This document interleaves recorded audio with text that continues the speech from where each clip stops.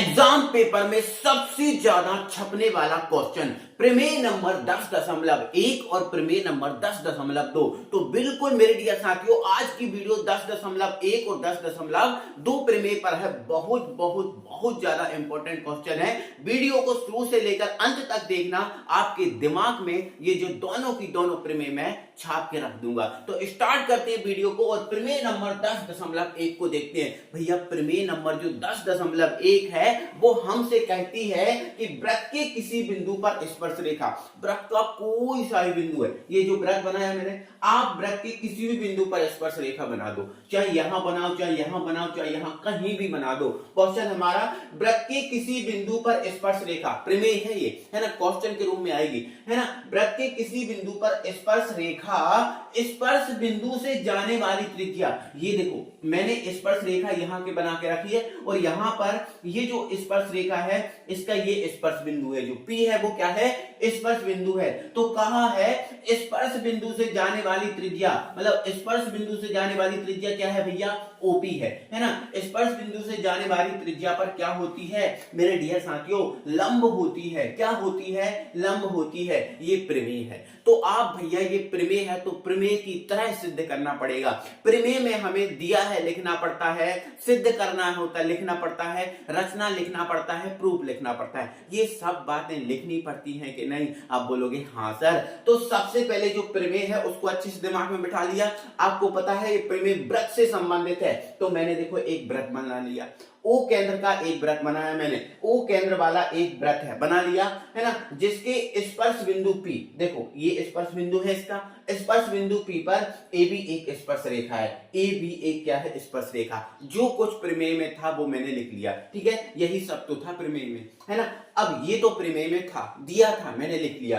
अब हमें इस प्रमेय में सिद्ध क्या करना है, तो देखो ये लिखा है, स्पर्श बिंदु से जाने वाली त्रिज्या, स्पर्श बिंदु से जाने वाली त्रिज्या पर लंब होती है, ठीक है। किसी वृत्त के किसी बिंदु पर स्पर्श रेखा, जो स्पर्श रेखा होती है, क्या होती है, स्पर्श रेखा होती है, स्पर्श बिंदु से जाने वाली त्रिज्या पर क्या होती है, लंब होती है। और स्पर्श रेखा क्या है, AB, और त्रिज्या क्या है, OP। मतलब हमें मेरे डियर साथियों सिद्ध करना है। क्या करना है, सिद्ध। तो यहां लिख लेना, सिद्ध करना है, सिद्ध करना है। तो क्या सिद्ध करना है, हमें यह सिद्ध करना है कि जो त्रिज्या है, मतलब जो OP है, वो लंब किस पर है, AB पर। लंब किस पर है, AB पर। ये हमें सिद्ध करना है, ये हमें सिद्ध करना है। तो अगर हमें ये चीज सिद्ध करनी है तो थोड़ी सी रचना करनी पड़ेगी, थोड़ी सी, ठीक है। तो यहां पर हम लिखेंगे रचना। क्या लिखेंगे भैया, रचना लिखेंगे। और रचना में हम क्या लिखेंगे मेरे डियर साथियों, रचना में हम क्या करेंगे, जो स्पर्श रेखा है AB, इस पर वृत्त के बाहर एक बिंदु हम Q मानेंगे। एक बिंदु हम क्या मानेंगे भैया, Q मानेंगे। क्या मानेंगे, Q। और आगे क्या करेंगे, जो O है, इस O को हम Q से मिलाएंगे, O को हम Q से मिलाएंगे। अच्छा ऐसा क्यों करेंगे, अभी आपको समझ में आ जाएगा ऐसा क्यों करेंगे, ठीक है। जो काम हमने यहाँ किया है वो हम रचना में लिख देंगे, है ना। तो हम रचना में क्या लिखेंगे, रचना में लिखेंगे भैया वृत्त के बाहर, ठीक है, वृत्त के बाहर और स्पर्श रेखा पर, ठीक है, किस पर, स्पर्श रेखा पर, स्पर्श रेखा पर, स्पर्श रेखा पर एक बिंदु, एक बिंदु Q लिया, एक बिंदु Q लिया, एक बिंदु Q लिया, है ना। तथा तथा तथा O से Q को मिलाया, O से Q को मिलाया, O से Q को मिलाया। बोलो इतना ही काम तो किया हमने, इतना ही काम तो किया। देखो स्पर्श रेखा पर एक बिंदु Q लिया और O से Q को मिला दिया, इतना हमने काम किया। इतना समझ गए। अब अगर इतना समझ गए हो तो मेरे डियर साथियों, उत्पत्ति जो है, इस उत्पत्ति में मैं क्या ये नहीं लिख सकता कि जो OP है, क्या है, जो OP है, या फिर मैं ऐसा बोलूं कि भैया जो OQ है, क्या है, OQ है, वो आपका OQ जो है वो ग्रेटर देन है आपका OP, है ना। बोलो लिख सकता हूं, अब बोलोगे हाँ सर लिख सकते हो, क्यों दिक्कत, कोई दिक्कत नहीं है, क्योंकि ये जो दूरी है वो इस दूरी से ज्यादा है। अच्छा सर क्यों है ये वाली दूरी इस दूरी से ज्यादा, क्योंकि ये जो बिंदु है वो आपका वृत्त के बाहर है और ये जो बिंदु है वो वृत्त पर है।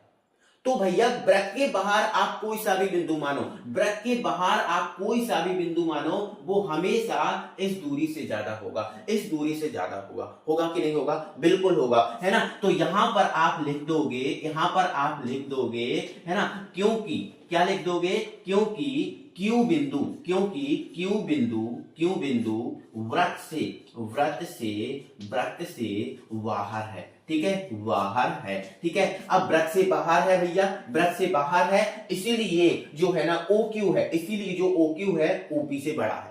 अच्छा, इससे तो ये सिद्ध होता है कि भैया वृत्त के बाहर कोई सा भी बिंदु मानो, वृत्त के बाहर कोई सा भी बिंदु मानो, जैसे मान के चलो ये आपका वृत्त है ना, मैंने ये मान लिया, एक मान के चलो, यहाँ अलग से डायग्राम बना दिया। ठीक है, अब ये वाली जो दूरी है, ये वाली जो दूरी है, अब अगर मैं वृत्त के बाहर कोई सा भी बिंदु मानू, यहां मानू, यहां मानू, है ना, यहां मानू, यहां मानू, यहां मानू, कोई सा भी कहीं मानू, तो इन सब से ये वाली दूरी कम होगी? हाँ बिल्कुल कम होगी, क्योंकि ये वाला जो बिंदु है वो वृत्त पर है और ये सभी बिंदु वृत्त के बाहर है। तो ध्यान रखना कि जो वृत्त पर बिंदु है वही दूरी एक न्यूनतम दूरी होगी, वही दूरी क्या होगी?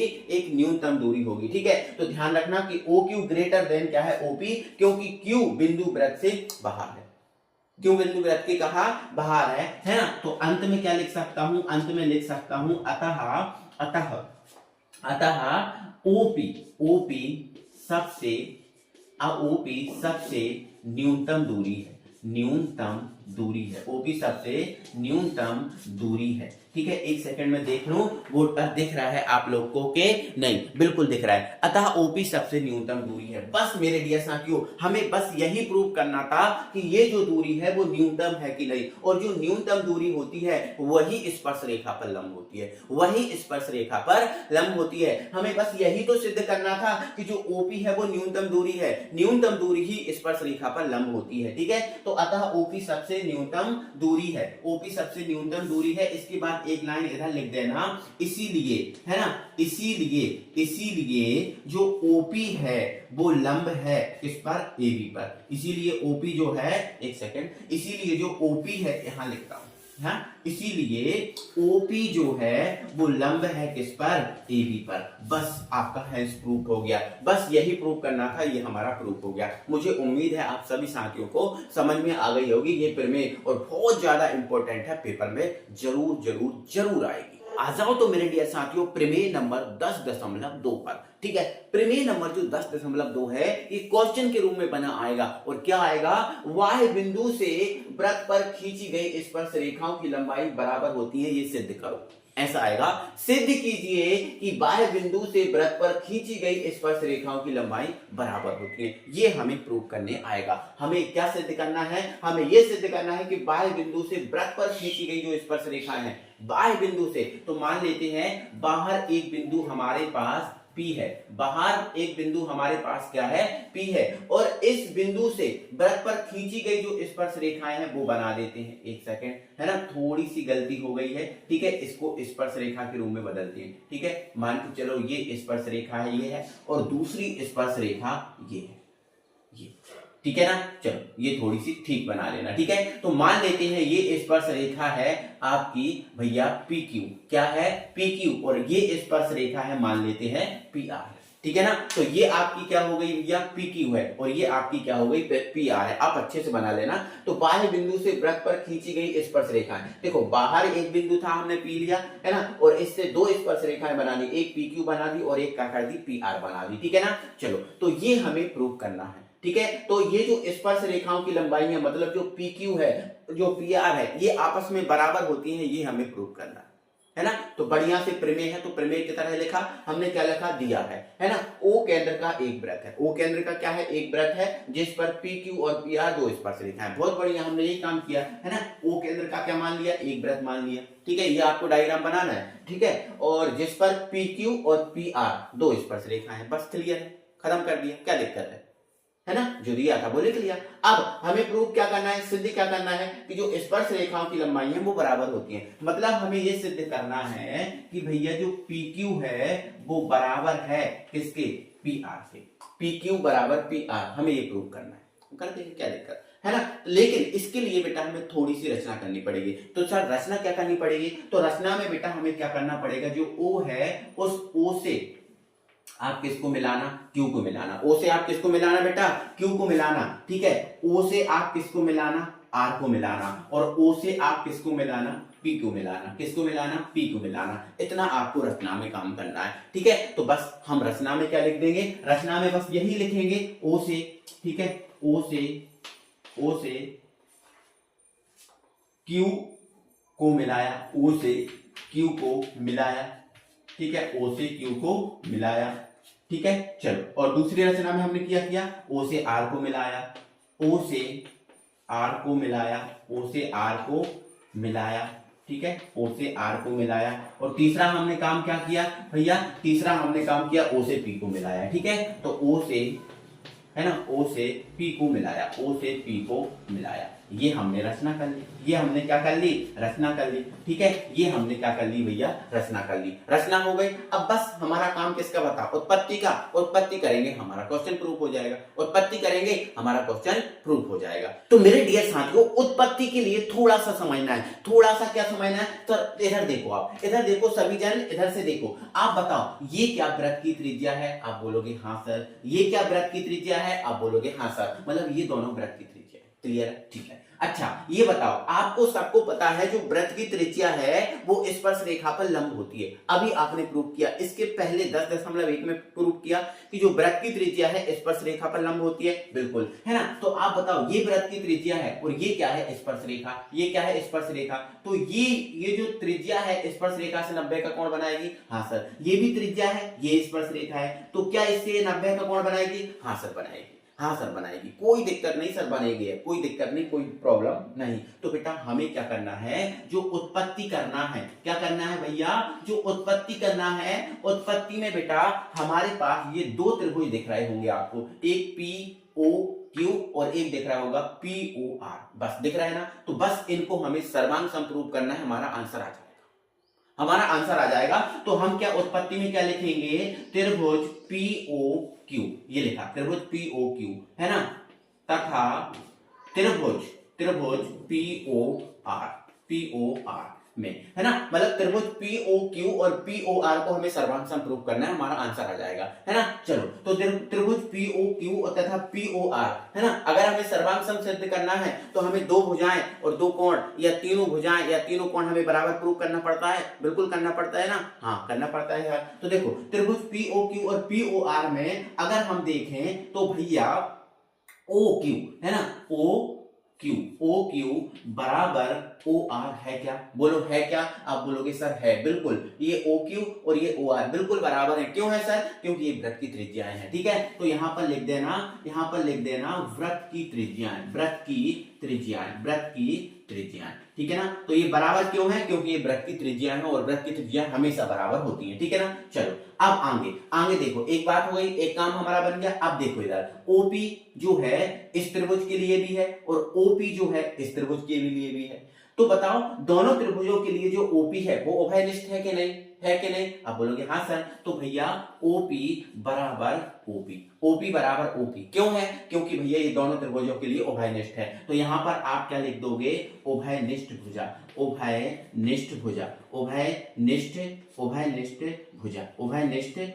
ठीक है। ये हमने लिख दिया उभयनिष्ठ भुजा, क्लियर है। अब दो भुजाएं बराबर आ गई, दोनों त्रिभुजों की दो भुजाएं बराबर आ गई, बस हमें एक कोण और मिल जाए, हमारा काम बन जाएगा, ठीक है। चलो, हमें एक कोण भी मिल गया, देखो ये वाला 90 है और ये वाला भी 90 है, बिल्कुल है सर, है ना। तो आप यहां पर ये लिख सकते हो एंगल ओ आर पी, ठीक है, या फिर एंगल पी आर ओ, ठीक है, एंगल पी आर ओ बराबर एंगल पी क्यू ओ, ठीक है, एंगल पी क्यू ओ, है ना, बराबर कितना, सॉरी यहां पर ब्रैकेट में लिख देना 90 डिग्री का, है ना, 90 डिग्री का कोण, है ना, 90 डिग्री का कोण, क्लियर है। अब हमें आप बताओ, दो भुजाएं और एक कोण बराबर आपको दिख रहा है, बिल्कुल दिख रहा है। अगर आपको ये दो भुजाएं और एक कोण बराबर दिख रहा है, दो भुजाएं और एक कोण बराबर दिख रहा है, इसका मतलब सीधा साधा ये है कि त्रिभुज जो पीओ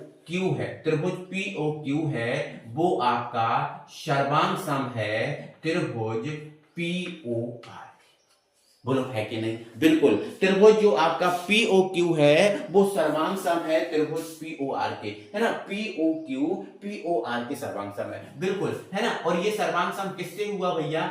RHS से, RHS से भी लिख सकते हो। RHS का मतलब एक राइट एंगल, एक हाइपोटेनियस और एक साइड, है ना? तो एक राइट एंगल मतलब एक 90 का है और एक हाइपोटेनियस भी है, मतलब ये आपका कर्ण है, ये आपका क्या है? कर्ण। देखो ये लंब है तो लंब के सामने क्या होता है? कर्ण, तो ये कर्ण हो गया, ठीक है? मतलब हाइपोटेनियस, और एक साइड मतलब एक भुजा, तो ये बराबर RHS से भी लिख सकते हो, ठीक है? तो जब ये दोनों सर्वांग सम प्रूफ हो गए, ये दोनों सर्वांग सम प्रूफ हो गए, तो बताओ भैया ये वाली भुजा इसके बराबर नहीं होगी? बिल्कुल होगी, बिल्कुल होगी। तो अतः पी क्यू बराबर क्या हो गया? P R. पी क्यू बराबर पी आर, है ना? Hence proof, hence proof. और यही हमें प्रूव करना था, यही मुझे प्रूव करना था, आप सबको प्रूव करना था। मुझे उम्मीद है मेरे डियर साथियों को पूरी की पूरी बात ये बहुत अच्छे से समझ में आ गई होगी, है ना? तो प्रमेय नंबर 10.1 और प्रमेय नंबर 10.2 मोस्ट इंपॉर्टेंट है। मुझे उम्मीद है आप बहुत अच्छे से करके जाओगे। एग्जाम से पहले बेटा बहुत जल्दी से जरूर करके जाना, नहीं तो बहुत पछताओगे।